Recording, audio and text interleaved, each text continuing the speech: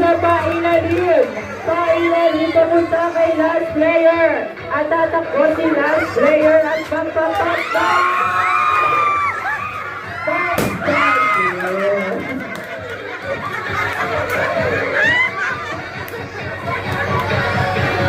Ayan. Malinaw po na. Practice lang po. Practice po lang.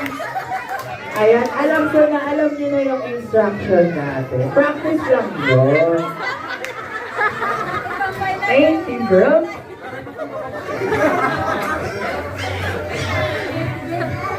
Ayan, pahinga po muna ng 1 minute.